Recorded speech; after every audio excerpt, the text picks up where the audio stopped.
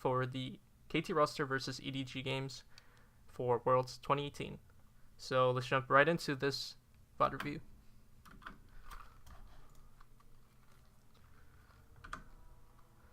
Alright, so we start off right now with a Kai'Sa ban right away from KT roster, which means that they're clearly trying to take that away from iBoy.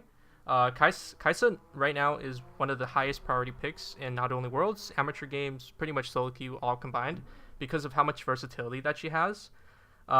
She's very, very good with almost any support in the game due to her passive, and she essentially can be laned with any meta support, which means on blue side you almost always want to first pick Kai'Sa, and I'm assuming the reason they want to take the Kai'Sa away is because they have another strategy in mind for KT roster.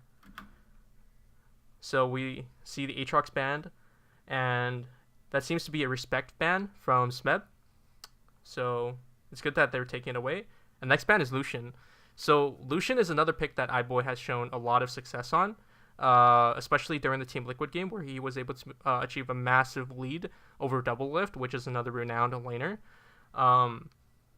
So this essentially means that KT roster has a lot of respect for what iBoy brings to the table, so they want to take away as many picks as possible, and while also securing what they want to do on their team. So Kai'Sa and Lucian have been one of the biggest picks that iBoy has had some of the most success on, which means it makes a lot of sense to take that away from him. Let's see. Next ban, Talia score has also been phenomenal on that, and from what I've seen from Worlds so far, Clearlove does not seem to be a very huge Talia player, so it makes sense that they want to take away from score, and they don't really plan on playing it. So an interesting point about this pick and ban so far is that we don't see Xayah or Rakan banned, which means both teams want it. And we also see Gragas banned away, which means Clearlove is not able to play it. So let's see how this pick ban works out. So right away we see the Xayah pick. So this usually prompts the other team to immediately pick Rakan, as we've seen in numerous games throughout Worlds.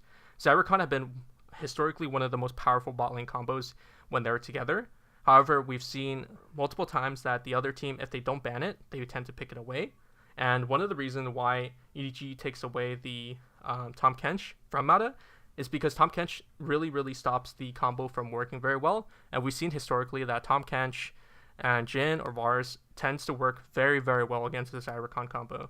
So what this is telling me is that EDG might be planning to pick the Rakan, or they might have another strategy on their hands to deal with the Xayah Rakan.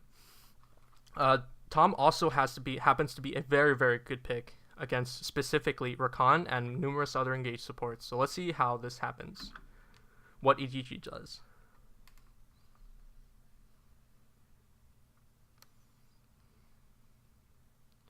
So we're seeing Akali first pick. Now Akali is one of the more recent super high priority picks because she has been a powerful laner while also having a ton of versatility throughout the rest of the game. She is one of the best assassins in the current meta, and within good players' hands, such as Licorice and a lot of other players, Perks, they tend to have a lot of success, and not only top and mid. And by picking it first, they have the versatility of putting it between top and mid. So let's see what they pick next. So it looks like they're going to try to pick the Tristana here. And I have to say this is really questionable. So what happens when they take... So what EDG did here was that they banned the Tahm, which is one of the best answers to the Xayah Rakan lane. And when they pick Tristana and not pick Rakan away from KT roster, this essentially leads to KT roster being able to pick the Xayah Rakan in most situations. Tristana has been historically one of the safest hyper carry picks available in the current meta, and he has been seen a lot of games within the Worlds games, but I think that Tristana is probably not the highest priority picks they could have picked here. Ideally, they probably would have wanted to pick the Akali and then maybe Rakan, but let's see how this patch, or how this pick and ban occurs. Alright, so Urgot is picked here. So Urgot and Akali from Worlds so far, both are very, very popular picks in top lane. since they're both very, very strong laners. They can be just left on the island, and they can build massive leads, especially with Urgot against numerous meta top laner picks. So another interesting thing here is Alistar gets picked rather than Rakan. This is very, very interesting, and I think they're doing this because Alistar, in my opinion, is a better pick against Akali because Alistar is able to stop the dive. So obviously, I don't know from Modest's personal pick that he prefers Alistar over Rakan or something like that. So let's see how EDG responds here.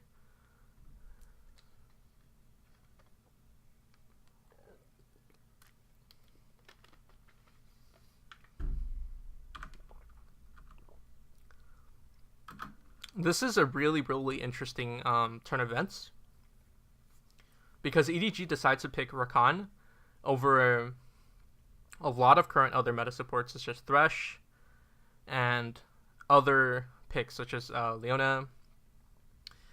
In my opinion, Thresh does very well into Alistar, especially in a good support's hands, because you are easily able to flay his combo when you time it correctly.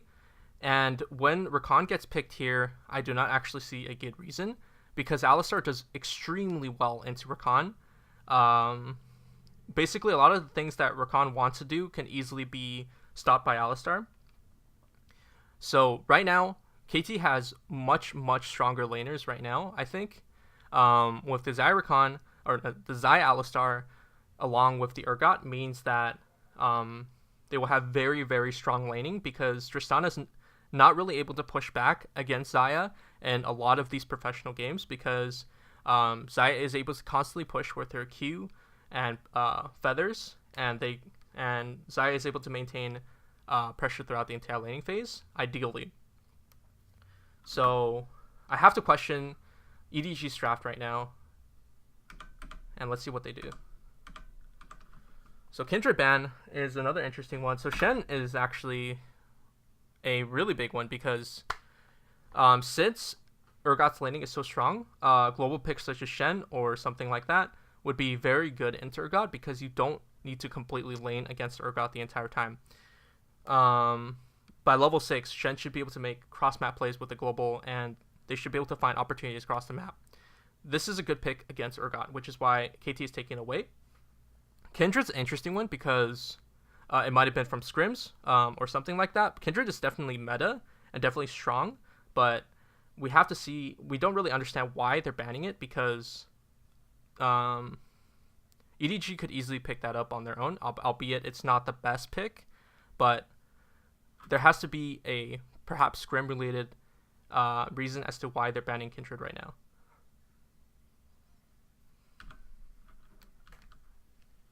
Skarner gets taken away, which is reasonable. Scores had a lot of good performance on Skarner, and Ornn gets taken away. So what this means is that two of, in my opinion, the strongest current top meta picks are taken away right off the bat. And that's a lot of respect to Bray, because he's had a lot of success on both champions. And obviously this pick and ban makes a lot of sense, because they want to take away top lane picks to force the Akali perhaps into top. But let's see how this goes.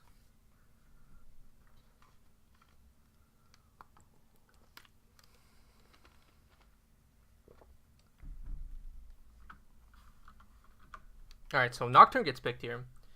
And I really like KT's answer here. So Nocturne has also been a very, very good pick for Clear Love. Throughout Worlds, he's actually, I'm not sure exactly how many times he's picked Nocturne, but he's had a lot of games and a lot of success on Nocturne.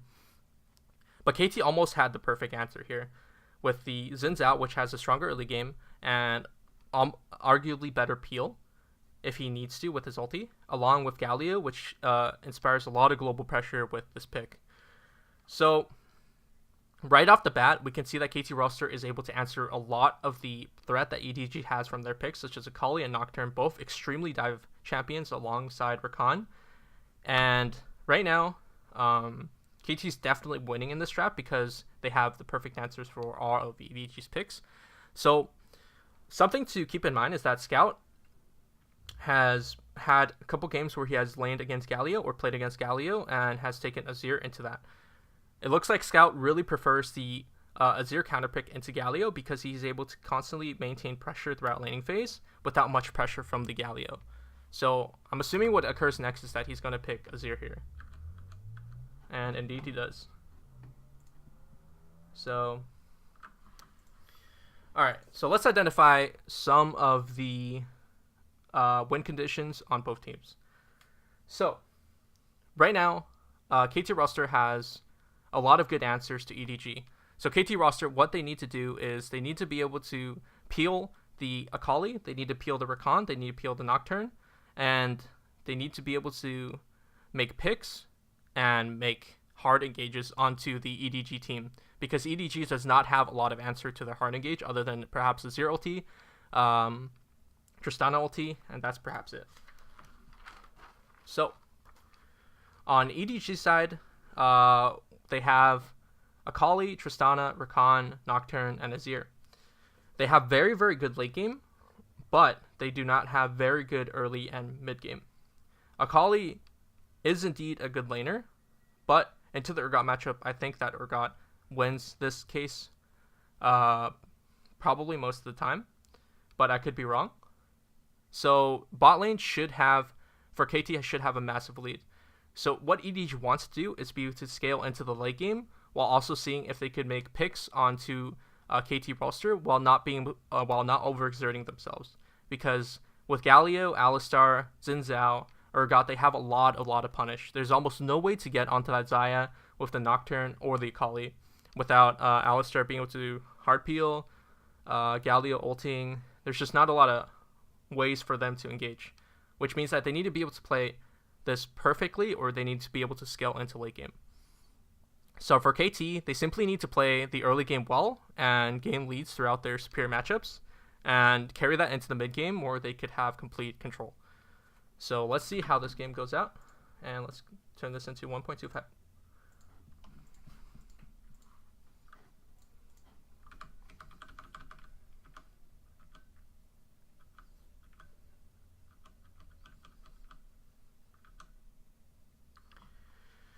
Alright, so it looks like both teams are going into a 5-man spread right now, which is fairly standard. Neither team has a extremely good level 1, so they want to be able to play this one safe.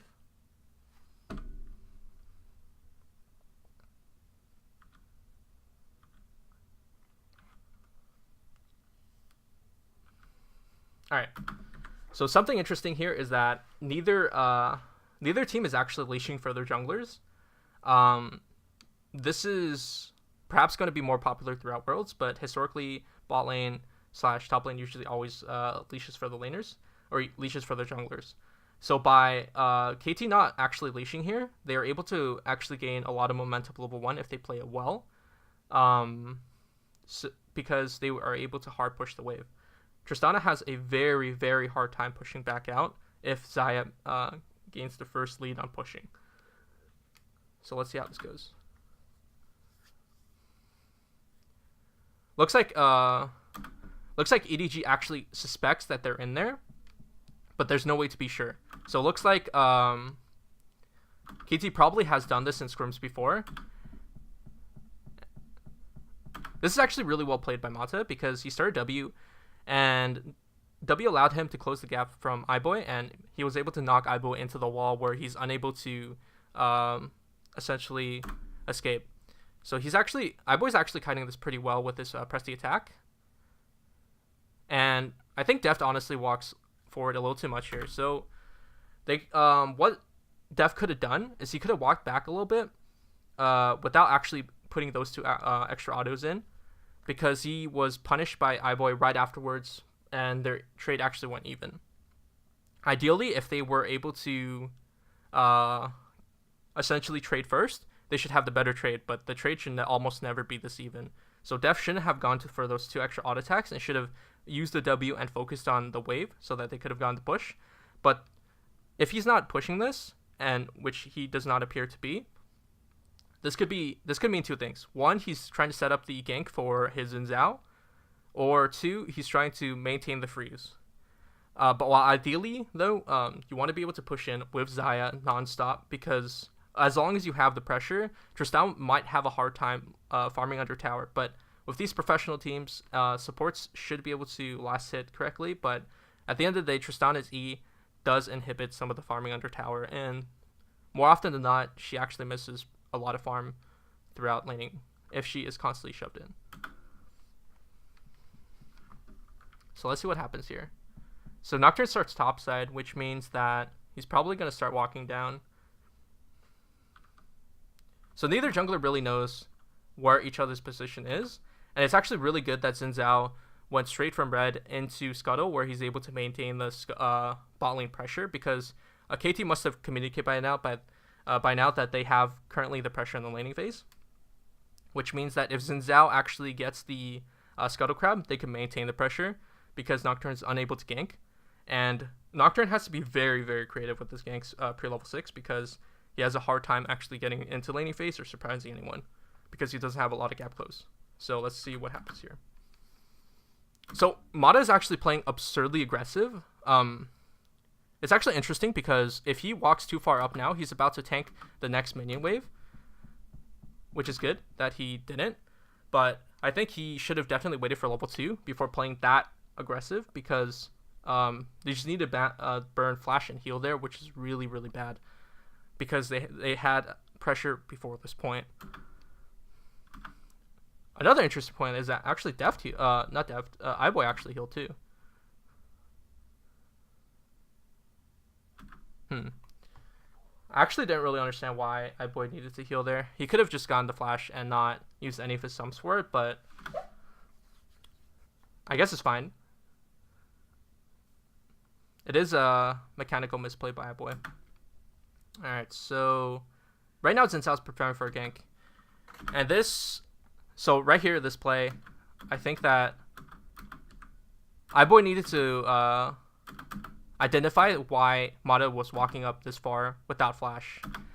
As soon as he got ignited, he needs to back off. He needed to flash right away to dodge the W from Alistar, because if Mata does not have flash here, that means that could only mean two things. He's either inting or his jungler's here, because he wouldn't walk up this far without flash or heal, because he would just die. So I think that if iBoy flashed right away, he might have been able to close some of the distance and maybe gone Score's flash, but at this point he was pretty much dead. So he had two different decisions to make here.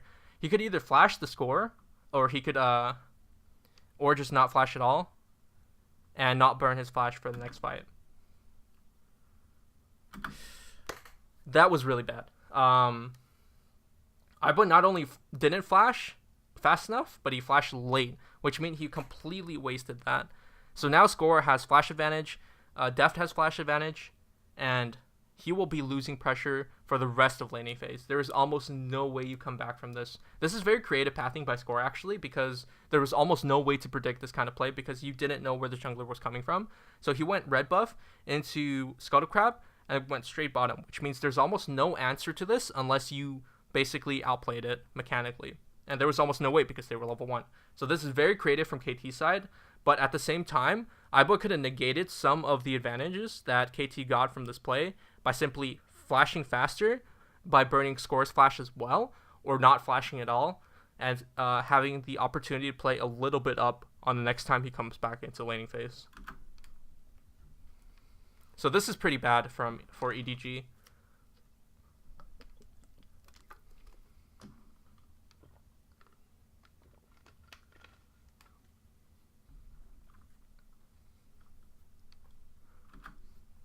Another interesting point here is that earlier, Xin Zhao was actually able to get deep wards into the blue buff, so he knew exactly where Nocturne was.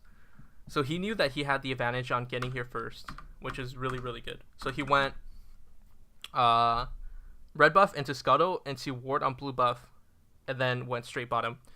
And this is actually made a lot worse, because Nocturne was able to identify the ward, and iBoy still walked up. So at this point, they knew that Score was here, but they still walked way too far up. So this is a huge, huge misplay by EDG, and there should have been clear communication between Clear Love and their bot lane as to where this Xin Zhao was and which sums were up and which were not. So iBoy was mechanically misplaying this, or very, very cocky for not backing up and allowing the KT bottom lane to push. This almost seals the fate of the bot lane matchup, because Tristana Rakan is not very lane dominant to begin with, while KT Brawlstars, Xayah, and Alistar is. So this means that not only do they have a matchup advantage, but now they actually have a gold advantage as well, and tempo advantage.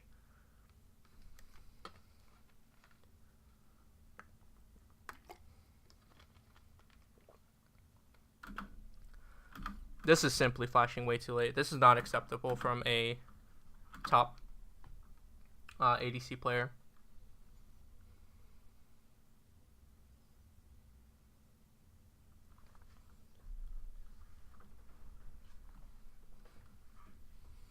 Alright. So what does this mean for the rest of laning phase as to bottom side, since we are focusing very, very heavily from both junglers on here on out? So Deft right now will have backed and have a major item advantage over iBoy, which means they will have the tempo advantage. So let's actually see what he goes with this.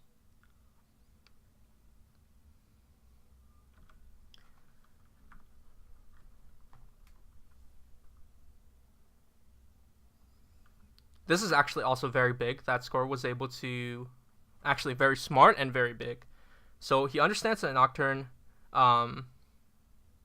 just cleared bottom side, and he's going back top side. In doing so, he's allowed to take the Scuttle Crab or be able to fight the Nocturne here because he has the back. Clear score already has the back, so he can easily contest Nocturne over the Scuttle Crab. This could either play out two different ways: beat out the Nocturne or take the Scuttle Crab for free. And in doing so, he's secured both Scuttle Crabs and able to maintain complete pressure. So now, after getting the Scuttle Crab, he can essentially go for a full clear and head back bottom side to help his bot lane continue to maintain their lead.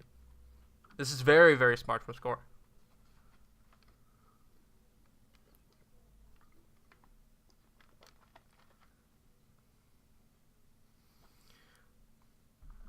I actually find this kind of interesting that Mako put his pink board over here, because at this point he should be able to recognize that they will have less tempo in this laning phase due to the wave pushing. So by him not being in this lane, Xayah was able to create a push, and in case you didn't know that she could already create a push. So by by Mako going to get this pink ward down, he allowed the KT roster to continue pushing. Also, he should have recognized that this pink ward is downright undefendable at this point, because they currently have the superior matchup as well as the superior tempo. So this pink ward is practically wasted, because seconds from now, KT should be able to take this pink ward. So this is two decently big missteps from the EDG bot lane that they should not be doing. Top lane appears to be going pretty even, which is good for both sides, because you don't really want anybody snowballing in this matchup.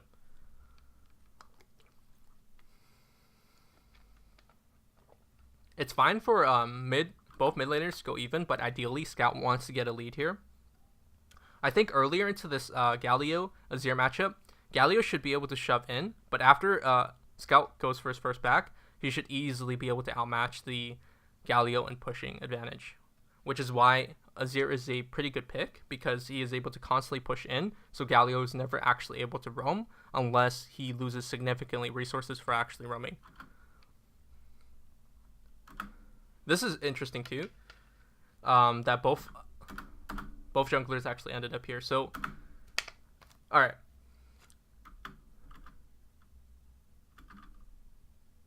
So right now, Clearlove pretty much has nothing to farm, because he lost both Scuttle Crabs, and he just finished topside, which means he has to basically AFK around the bottom side and prevent them from being ganked.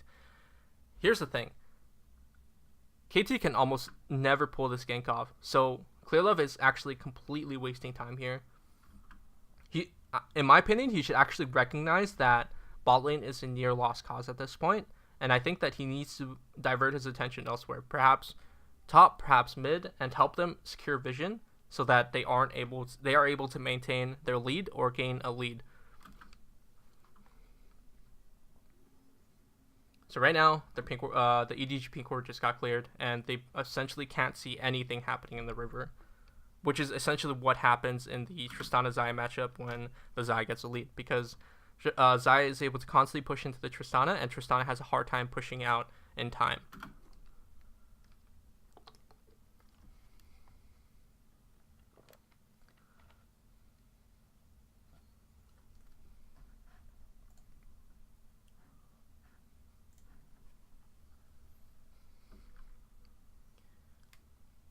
So EDG's river control is constantly being taken away because of KT's bot side control.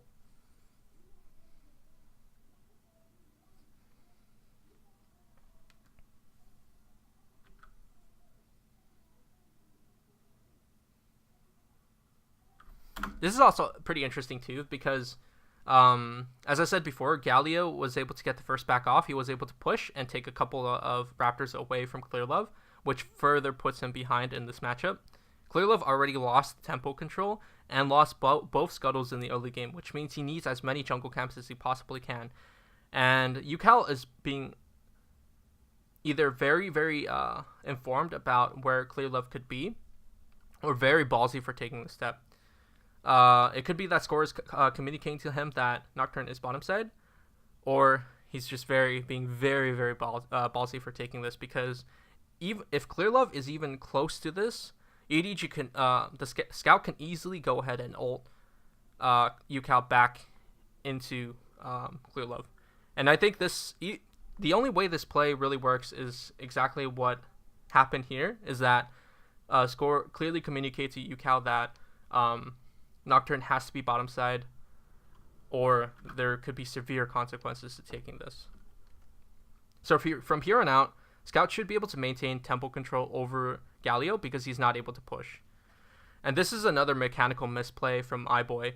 He should not be walking that far up against the Xayah, and he should understand this matchup where he should not be this far up. As soon as that Q goes out, well, he couldn't have dodged it, but he just needed to not be in this position.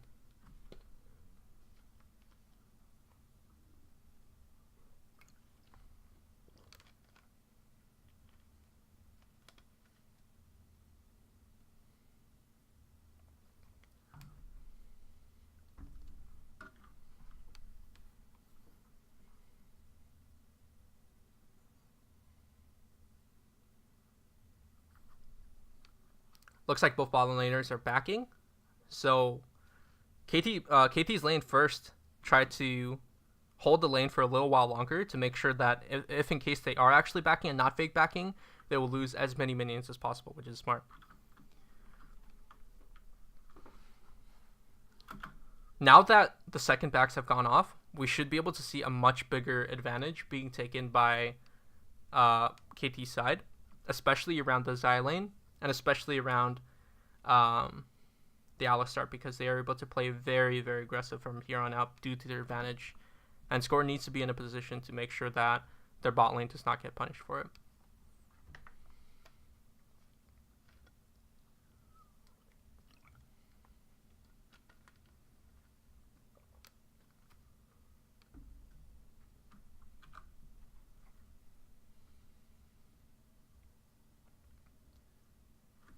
Another point of emphasis is how much EDG is trying to play around their bot side, even though they were unsuccessful earlier. Look at the amount of pink wards that EDG has invested into their bottom side. They know that iBoy is a major player on their team, so they have gone ahead and put 3 pink wards around the laning phase, or around the bottom side river, which helps them stay safe from the Galio roams, as well as the Xin Zhao ganks.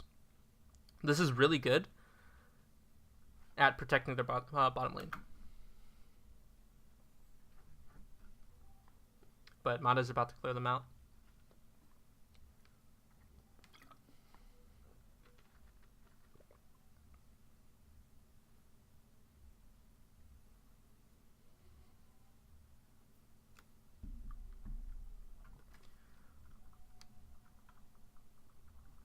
Now here's another interesting play. So EDG actually doesn't fully know where score is. They can assume that he's bottom side, but iBoy is honestly actually way too far up because he knows that Clearlove is in base right now, and he does not have full pressure over this lane. So he cannot be standing here because Alistar can easily flash over this wall and combo him. He needs to be positioning a little further along this side and make sure the wave actually gets shoved in because he currently lost all control in this laning phase. If he does not push this wave out, this means that Deft is able to set up a freeze. And also another interesting point, he actually went for a Fairy Charm to help his push if he needed it. This is actually a pretty interesting buy because in the past, Essence River gave you a lot of extra mana, so that if you did buy it on a couple of lucky crits, maybe you could continue your push. But Fairy, I don't actually remember exactly what the name of that item is called, but having that extra mana on Xayah actually really helps with her push. But right now, iBoy needs to be standing around here to help the push his minions in to help reset the minions, because he is in almost extreme danger right now of getting ganked by the by score.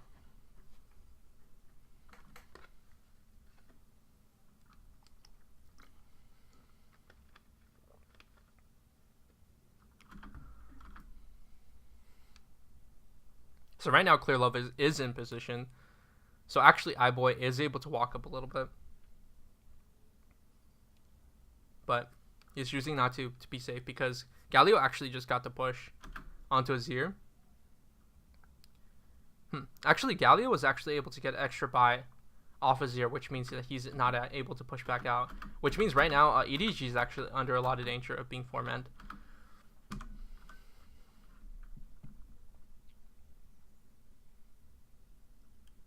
So EDG actually sees this play coming in. This is a good flash. This is a good reaction. So let's see how this plays. Ooh, this is really bad. Okay, so alright, at this point, Scout is actually almost 4 or 5 seconds away from this play. And Smeb is able to TP in. So right now, you see all 5 members of EDG here, or 4 members of EDG here, and you see that Azir is actually very, very far away. So right now, Mako needs to not be overly invest onto this play, because this is a very, very small percentage play of this actually working out.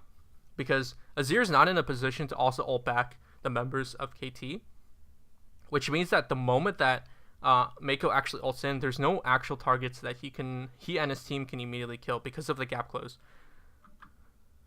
of the very lacking gap close from EDG, because Rakan actually goes very far away. So he flashes forward, ults, and matches the Def flash. So Def played this well, but this is a very, very low percentage play that Mako just pulled here, and it is very unlikely that EDG can actually follow up on this. So, a couple things that they need to recognize. There were already feathers on the ground that could secure a root, which means that even if Mako flashed forward, he would immediately get rooted. And iBoy is actually playing this smart by not jumping in because he can also get rooted. But Clearlove is in an exact position of getting rooted. So Mako and Clearlove are committing 2 major mechanical mistakes by going this far forward while seeing the feathers on the ground and not playing appropriately to it. So now Mako gets punished very, very hard, and I don't even know what Clearlove was doing here because he had almost no abilities up and very, very low health, and EDG was honestly, I'm not sure what they were doing here because there's not a lot that they can do, because right as 2 members of EDG have gone this low, Scout barely made it into the fight, which means that there's very little to actually be done here.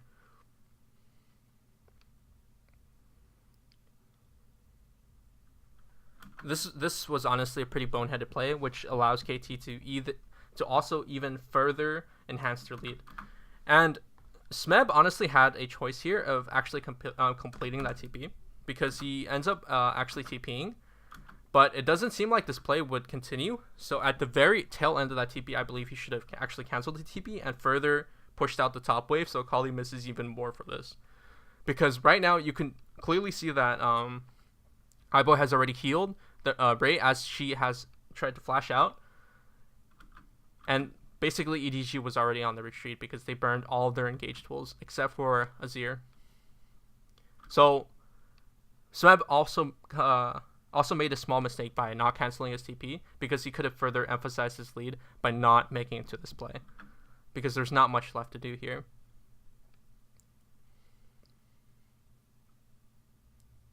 So now what essentially happens is that EDG is in their bot lane is in a very, very bad position, and they need to be able to stabilize from this play.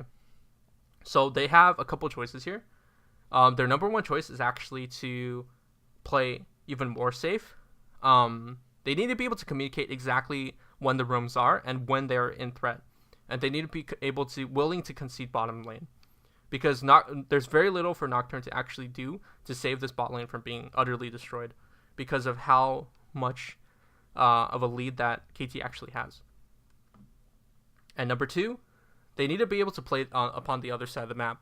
So throughout this game, Ray has actually obtained a decent CS lead, and I believe that if they put their bot lane out to dry, they might have actually been able to get Akali onto a decent lead, and might have been able to play off of that. But by continuing shoving resources down bottom when they were already losing on their own, they're unable to obtain leads elsewhere on the map to help them stabilize. So right now, the tips are very, very skilled towards KT's favor. KT can honestly do whatever they want due to how much pressure they have, due to their summoner advantage, or not summoner advantage, but due to their overall advantage in gold. So not only will Xayah have a major item advantage, but also tempo advantage from the rest of his team. So KT's in a very good position to further emphasize their lead.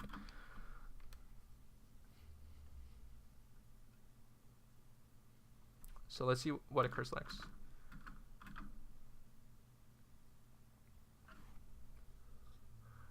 I think iBoy could have definitely jumped even further than that, or maybe not even jumped to further bait this fight, but that's perfectly fine. It's fine to go for the less risky play.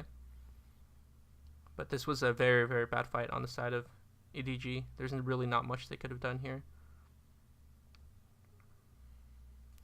What's actually super, super interesting here is that Smeb actually decided to stay. He has spent almost like 20 seconds here to set up for another play, which means that he's willing to give up his resources top to further accelerate Deft and Mana's lead. And this is actually another dive that is actually completely unavoidable at this point, because not only do they not have river vision, they don't have any kind of priority to actually get that vision, which means that the double dive is actually extremely smart by KT. Like, EDG is already extremely far behind, but by going for this dive, EDG's bot lane is actually completely out of this game, because iBoy has flash, but there's very, very little tools for them to actually escape this and not die, which means that KT not only gets this tower, but they are able to emphasize their lead even further. Okay, that was I'm trying to think about what iBoy could have done differently here, because he made the flash, he dodged the Urgot ulti, but yeah, there's no way out. That's fine. So now KT has total tempo over this game, and they will just take bottom tower and probably be able to transition into Mountain Drake. EDG actually has a very decent answer by going for Rift Herald, because they understand that KT is unable to actually answer to that, because just assuming that they should be going for the Mountain Drake right after this play. So smart play by EDG by actually answering some of the aggression from EDG, or yeah, from KT. So KT end up going for Mountain Drake. Wait, they actually don't. Oh no, that's a play from before. So they end up getting Mountain Drake, and they immediately shift their bot lane top, which is the correct move here.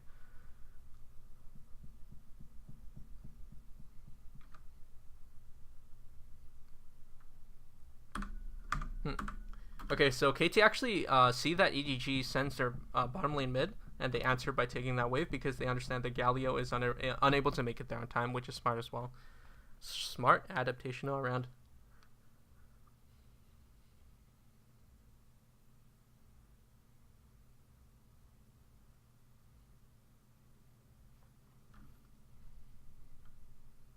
So it looks like both teams are content with sending their bottom lanes mid, which is especially okay for EDG's side because this is the safest lane for Tristana on Rakan to be, because they aren't in any major danger of getting dove mid lane because of basically the proximity of the lanes and how Nocturne is able to play here.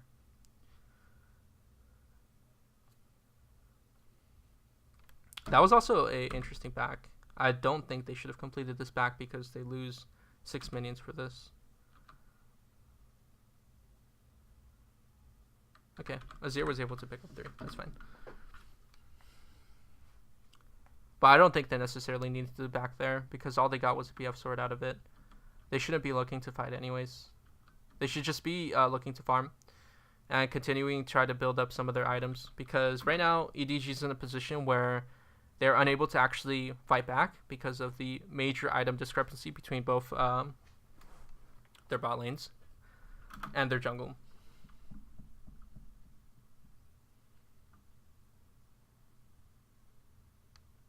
So right now, Ray's actually in a lot of danger here because KT is actually actively moving their vision up. So there's a decent chance Ray gets actually dove here, but it doesn't work out. It doesn't go through. So that's fine.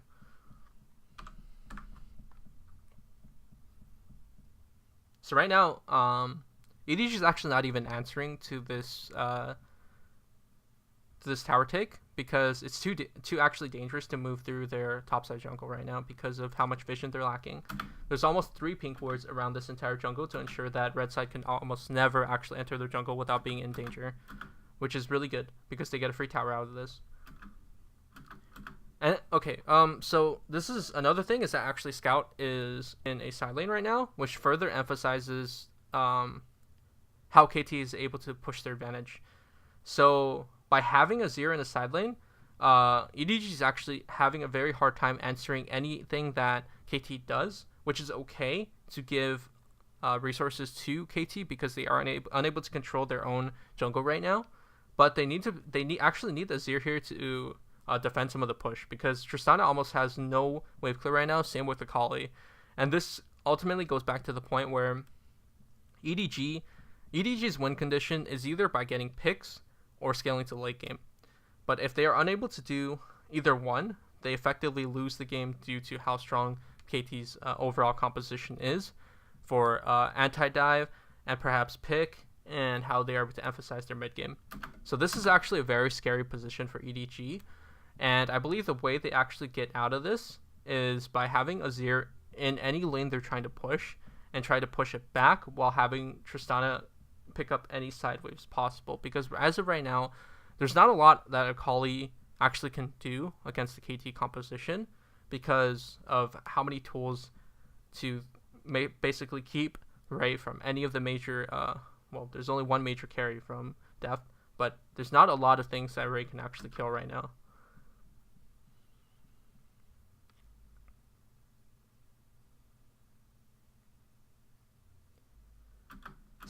Yeah, Scout needs to be mid lane right now because there is almost nothing EDG can answer to this. Major misplay by EDG once again.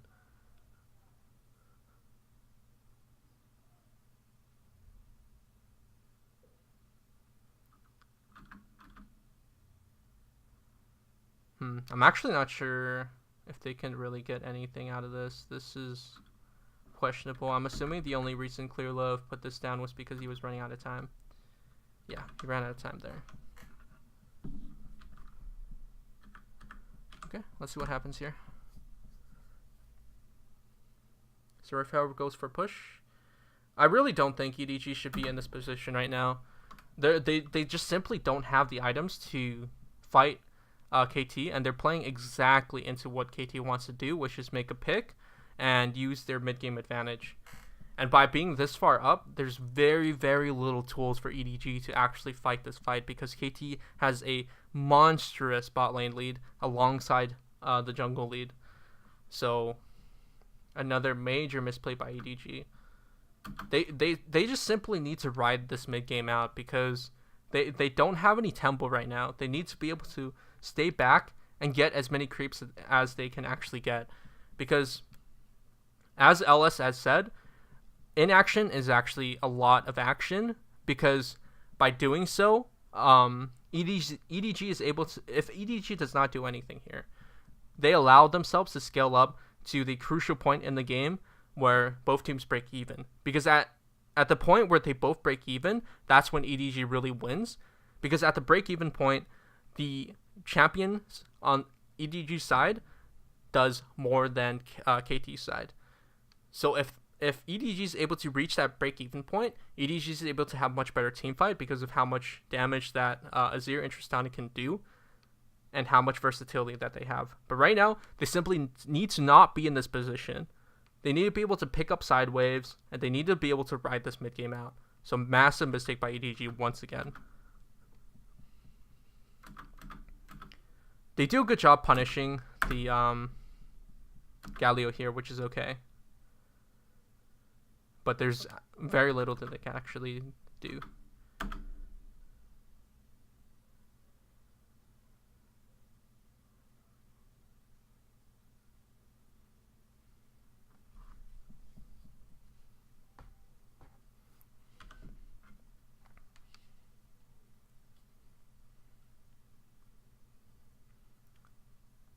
So the next major objective is Mountain. And both teams need to start setting up their vision around Mount Drake. So KT right now has full vision about a minute 30 ahead of time, which is really good. But EDG needs to try to secure vision around it and see if they could get a pick before the actual dragon spawns. Or they just need to give it up and continue to farm side waves. Which is perfectly fine on what they're doing now because they're not even trying for the vision.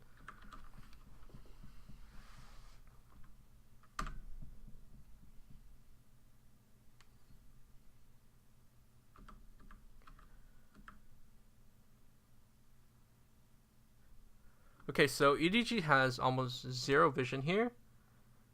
And they know that Mount Drake is coming up. So Ray needs to not go for this wave. Because Ray has almost no idea where the entire KT lineup could be. And the wave is pushing up, so he should probably just let this wave push and allow KT to show themselves before he greets out for this wave. Because right now, he's in extreme danger here. There is almost no way he survives this. Okay, that's fine.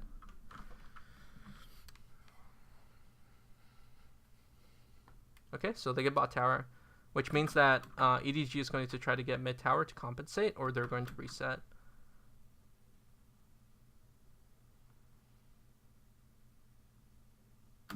I think the better decision was actually reset here, because losing bottom in hip tower is much bigger than taking tier 1 mid.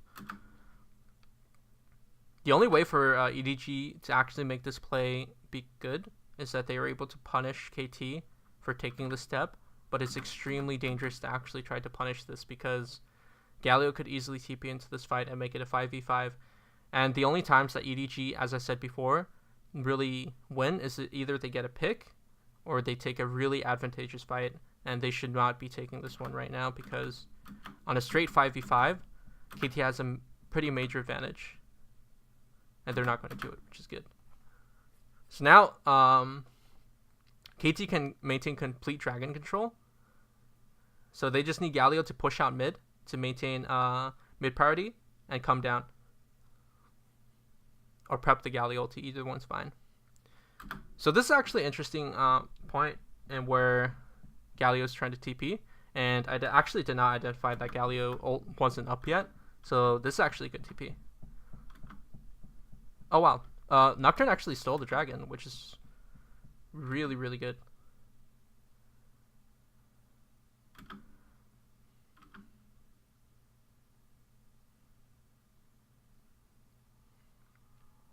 Okay, so KT actually misplayed this fight.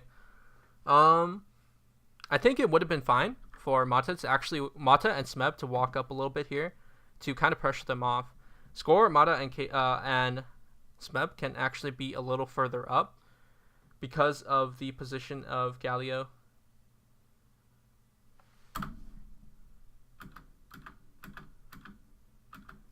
There's two different decisions they could have actually made here.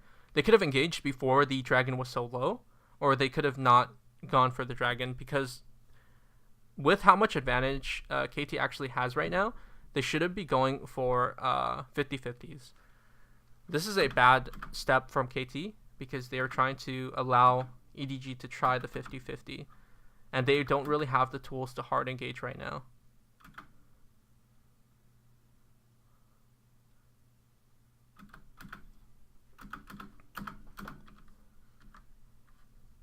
Ooh, this is actually really good.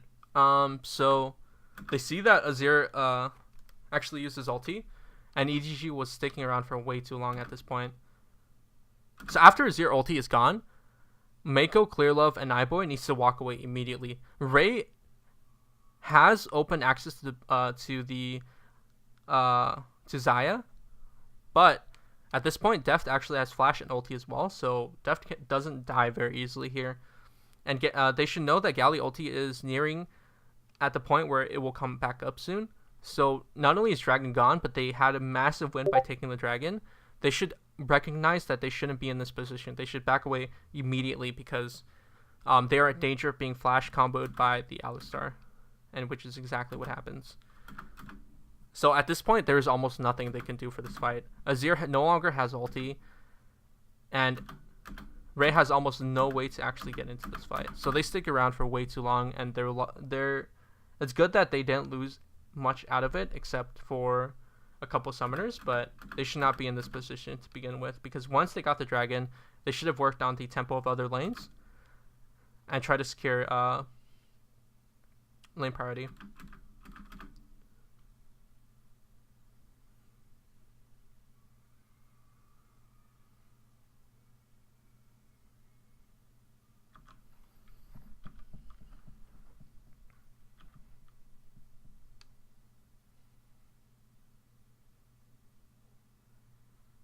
So what's next? Baron is up in 15, and both teams have a Mountain Drake each. If KT actually secured both Mountain Drakes, they could have been able to pressure Baron, but since they didn't, what they want to do now is be able to constantly push out waves and constantly maintain vision control around Baron to the lead. They want to be able to bait the EDG into perhaps face checking or trying to go too far into the Baron area, where KT can enable themselves to actually engage onto EDG.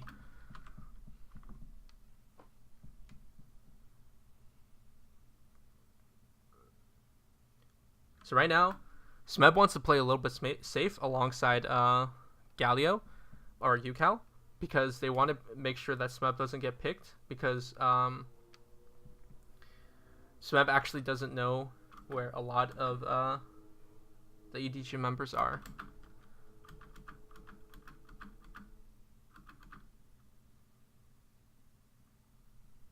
So now that all three waves are actually pushing, Ray has to answer the bottom side push, which means that the entire team of KT can actually walk into EDG's topside jungle and maintain vision control. So what KT wants to do is maintain the mid priority by pushing another mid wave out, and maybe bait by heading into the red side top side and try to go for a pick.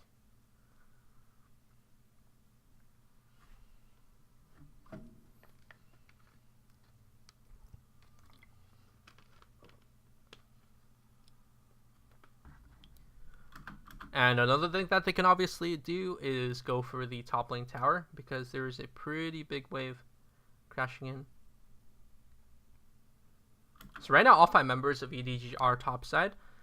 Smeb does have TP, but they want to play a little bit careful here, because Smeb won't be able to make it into this fight immediately, and they want to make sure KT wants to make sure that they can take 100% fights right now due to the advantage that they have. So it's good that they're getting this Ray pick, but Ray's pretty easily able to get out here, so they should definitely be playing for the 100% plays. They're getting pretty decent damage on tower, which is good.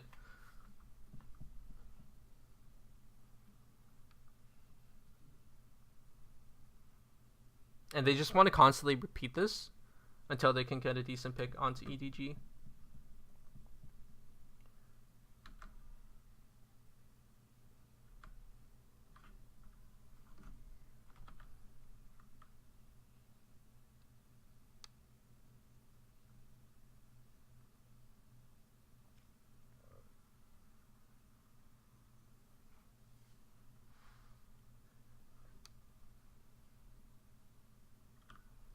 Not a lot is actually happening right now, which is fine. Which is exactly what KT wants to do, because they want to keep their chokehold onto EDG. While at the same time, EDG's win condition is ultimately to scale out.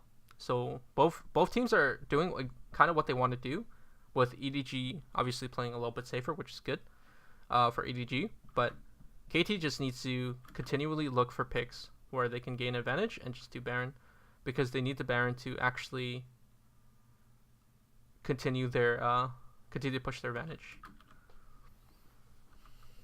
So bot lane is pushing back out, which is fine. They can lose bot side control, but yeah, Smup's going for it, which is also pretty good. So right now, KT does want to play a little further back because both teams won't be able to. KT won't be able to make it to the fight that quickly, and EDG has a lot of tools to actually hard engage onto KT. So they need to be a lot further back right now, actually. It's good that EDG has actually identified that they can walk up and basically gain back their vision control.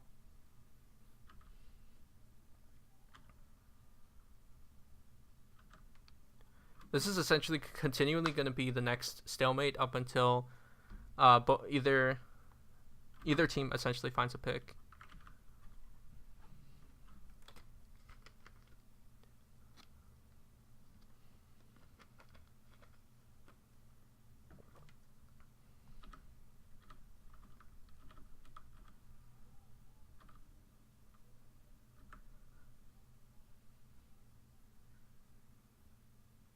So right now it's actually fine that EDG gives up dragon control, because they don't really want to fight until it's absolutely necessary into KT, because again, KT actually has a pretty big lead over EDG and they have a stronger mid game.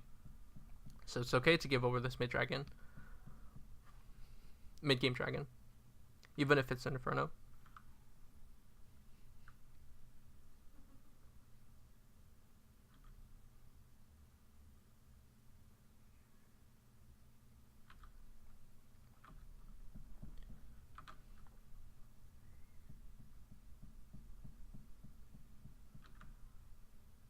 The cycle will pretty much continue up until somebody from either team gets picked or makes a major misposition.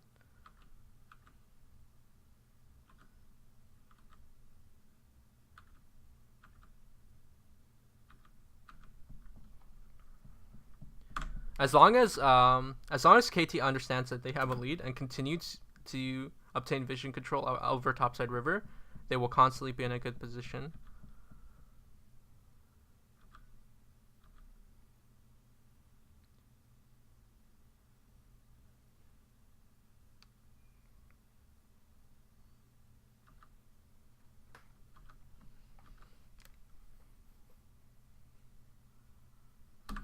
All right. So right now, EDG, a lot of EDG members are in no man's land because they are unable to see over this wall. Although they see exactly where Alistar is, they have to respect that Alistar currently has flash, and if he gets the flash engage on 2 or more members of EDG, KT gets a very, very good fight off. What EDG needs to do is continue to send members either top or mid to push back out waves and not be in no man's land where they can get engaged on. This is a very, very dangerous area for EDG to be in because they can easily be forced into a fight.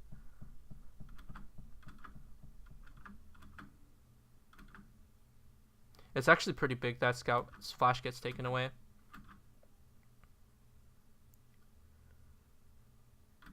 iBoy mispositions pretty heavily here. Let's slow this down. Let's see exactly where iBoy is. He should not be walking this far forward. This is a lost fight, and as the AD carry, you have to understand that you're not really in a position right now because you don't have IE completed to be this far up. Right now, you are in danger of multiple combos from each member of KT, and he essentially gets hard engaged on by Smeb and pretty much dies here. At this point, they just need to, as soon as Scout's flash is taken away and they don't find a good fight here, they just need to walk away. All 5 members of EDG needs to walk away so that KT doesn't have the ability to go back on Baron right after they get a pick. So by iBoy essentially dying, oh, he doesn't actually die, but even worse, Clear Love dies, and Ray's probably is going to die here. Now KT is allowed to take Baron, and this is very bad. And another good point is actually both Smeb and Ucal are taking very, very what's the right term for this? Conservative steps to make sure that they don't lose this Baron or they maintain pressure over Baron, because they both identified that they're pretty low, and they both have TP, which means that they can TP back into this Baron pit with full health, which is very smart because they don't want to run any kind of risks here against EDG, where if they make a mistake here where they lose a random stray Baron or something like that, EDG could easily scale a lot harder. So no mistakes, which is very, very good from KT. They just simply don't allow EDG to take any steps to ensure that to stop KT's inevitable, basically, control over the game. So as soon as this happened, Mako is actually like having a very bad game this game, because as soon as he sees that Scout's flash is taken away, he should not be going for this engage, because this is another very low percentage play where he uses entire combo on Galio rather than significant members such as the Xayah or perhaps even the Xin Zhao. What he's ulting right now is essentially 2 biggest tanks of KT, and he should be able to recognize that this is probably not the play that he wants to go for.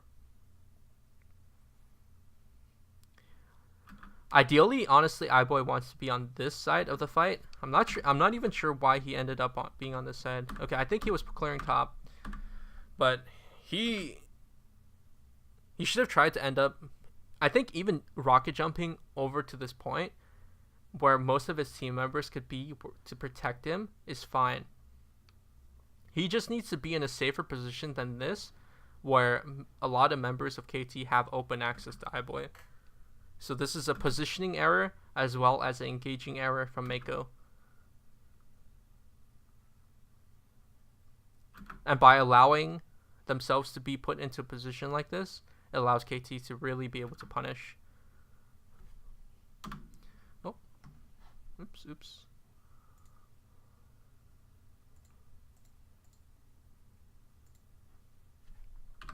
Okay. So let's move on to what KT needs to do now. Right now, they need to make sure that multiple waves are pushed and they can threaten the dive of EDG, because right now they have major momentum advantage and major lane control. So I think 1-3-1 is a fine play here, but they can continue to look for picks as they have.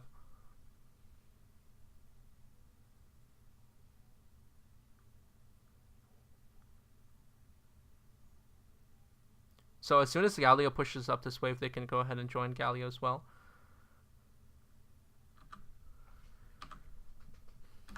Okay, this is fine.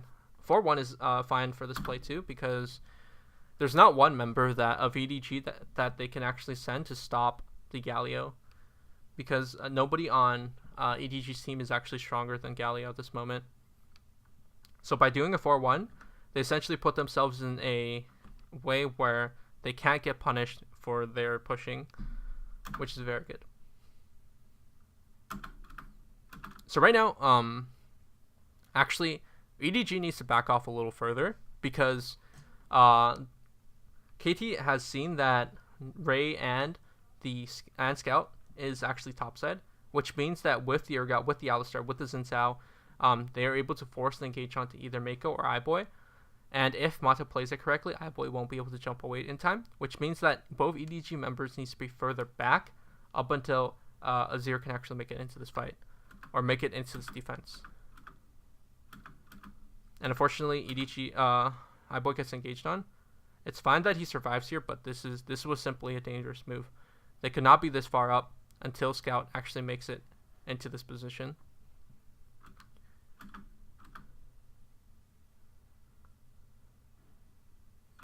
Now KT can simply take 2 inhibs and move back top. They could either back and lose some of their momentum and play it safe, or they can go straight top.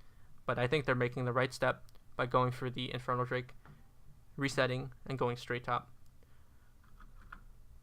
And something that good teams have actually done is by sending one of their Baron members, as they have, into a 4-1, either mid lane or top lane, can have a soul lane into one lane to help the Baron minions push into the broken inhib, so that the other team needs to send multiple members or perhaps one member to help clear the wave.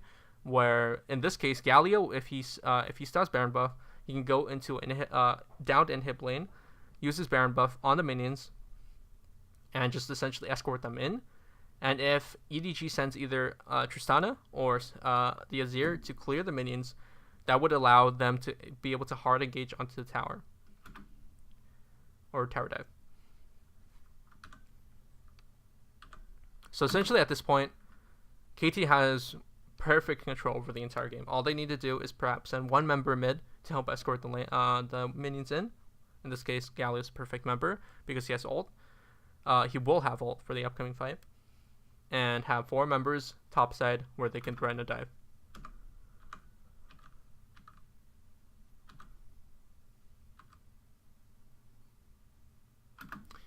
This is a good alternative, but I don't fully agree with what KT's doing.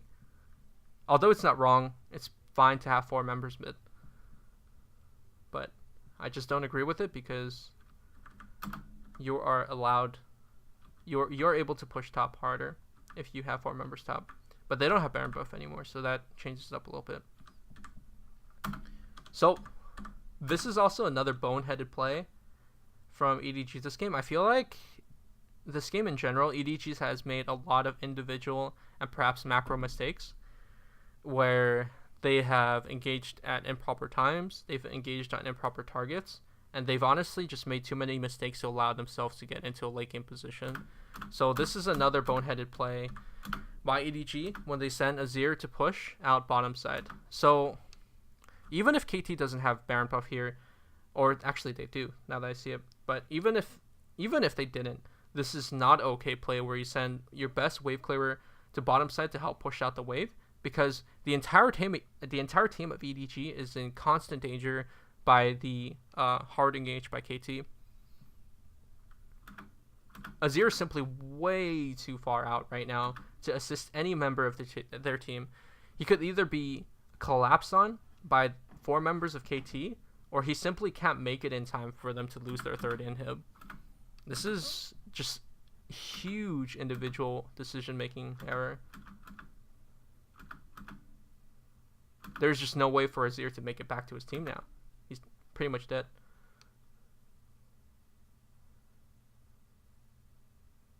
Okay, it didn't.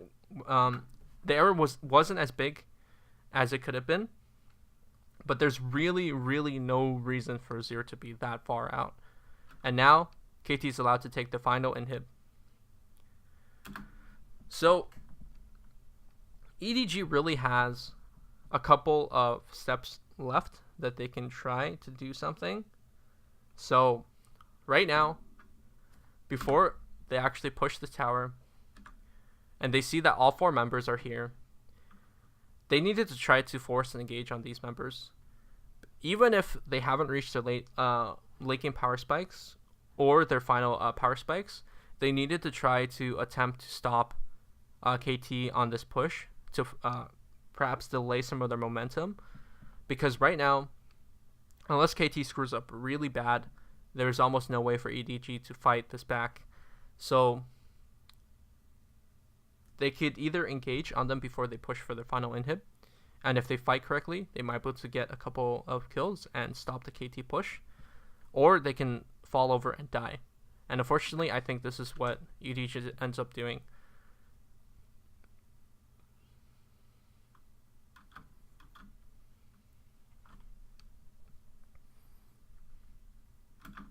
Now simply what KT needs to do is just wait and simply hit the towers whenever they get the opportunity to.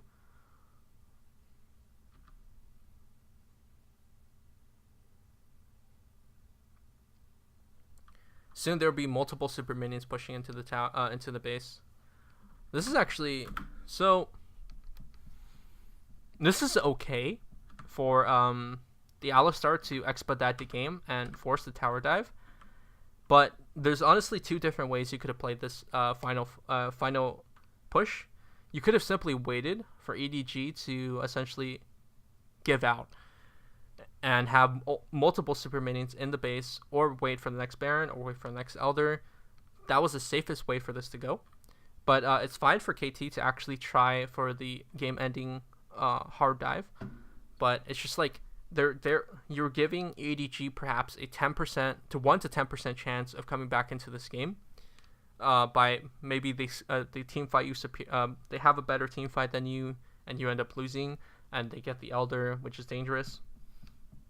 So overall, although it's okay to take a 90% play from KT, I think if they take a 100% play, it would have been obviously safer, but it's also okay to take the 90% play, because obviously 90% of the time this play is going to occur perfectly, where you go for the hard dive onto EDG and you kill all of them and just simply end the game. But if you wanted to be a little safer on this, then you could have simply waited for more minions to push in before the dive perhaps, or you could have waited for the Elder, where you could just pretty much exterminate the entire EDG team once you have the Elder Drake with double Inferno Drakes and a Mount Drake, and you just shred through them like paper, which is good. But Mata ends up going for the 90% play again. That's fine, but you could take a less risky play.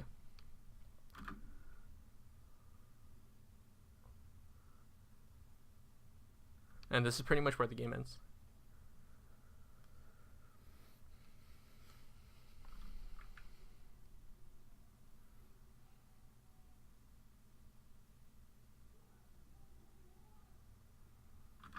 So overall, KT had a very, very, I wouldn't say like completely clean game.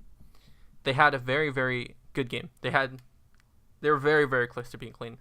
Essentially, they just simply waited for EDG to make mistakes, as essentially like a lot of Korean teams do, where they simply wait. Once they gain the lead, they strangle the enemy team into making mistakes, and they essentially punish right after that, which is very, very good. So overall, I think KT played really, really well, and if EDG didn't make those individual and macro mistakes as they have, they might have had a better chance. But overall, the composition for EDG simply was not enough. They picked picks that relied on heavy dive, and KT was able to answer with picks that were very good anti-dive. And with EDG's picks, if they do not gain good momentum or good early game leads, it's very difficult for them to actually pull out the W.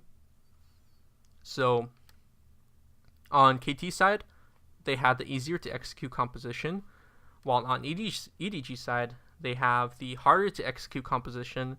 But if they are able to execute perfectly, and they are able to have perfect mechanics or perfect macro, then this could have been a very good EDG-sided game, where they allowed themselves to perhaps scale into late game, or not given any kind of advantage early game, which is dangerous against one of the greatest teams perhaps in history with KT. So overall, good game by KT. poor decisions by EDG and perhaps poor draft. So thank you guys for watching, and this has been my VOD review on the KT versus EDG teams. My name is Samsu, and thank you very much for watching.